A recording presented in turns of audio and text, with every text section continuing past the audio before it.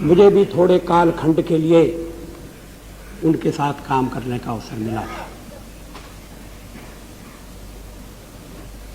एक अफसोस मुझे हमेशा रहेगा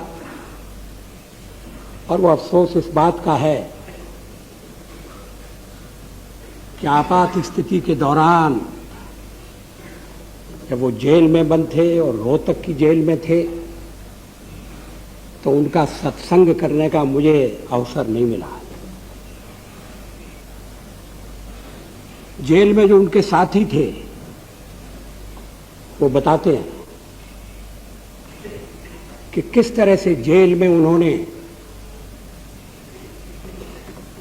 न केवल कष्ट सहन किया, हंसते हंसते जेल के जीवन को काटा और साथियों को हमजोली के रूप में उस घड़ी को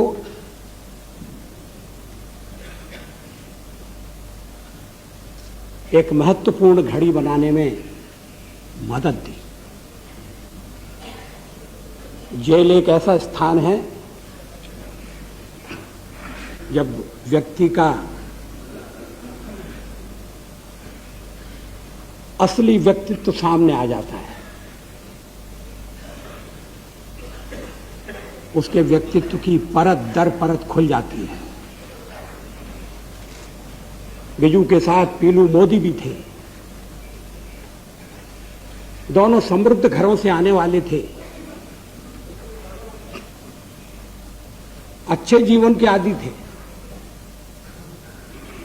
लेकिन एक बार जेल में पहुंच गए तो कोई शिकवा नहीं, कोई शिकायत नहीं। स्वतंत्रता के संग्राम में और एक उड़ाके के नाते उन्होंने जो संस्कार ग्रहण किए थे, शायद ये उनका फल था। जेल में वो स्टोर कीपर थे, जो भी जेल में बाहर से सामान आता था वो बिजू पटनायक के कब्जे में सौंप दिया जाता था, जिससे उसका योग्य वितरण हो सके, उचित वितरण हो सके। उन्होंने कभी इसमें लोगों को शिकायत का मौका नहीं दिया। वो आधुनिक उड़ीसा के निर्माता थे, औद्योगिकरण के शिल्पी थे। आज अगर उद्योग के क्षेत्र में उड़ीसा ने जो प्रगति की है वो बिजू बाबू की दूरदर्शिता का और उनके प्रयत्नों का परिणाम है। श्री बिजू के निधन से अतीत को जोड़ने वाली एक कड़ी और टूट गई।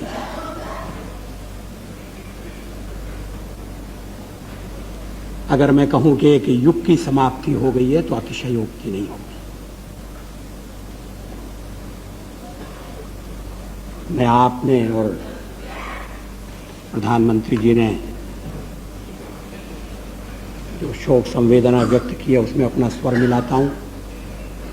उनके परिवार को ये वज्रपात सहन करने की शक्ति भगवान दे, ये प्रार्थना करता हूं।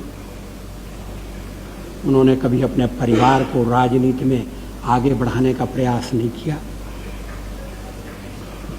लाभ उठाने की चेष्टा नहीं की। उनके व्यक्तित्व के बहुत से अनछुए पहलू हैं जो कभी उद्घाटित होंगे। आज तो हम उनके निधन से अपने को बहुत अकिंचन पाते हैं।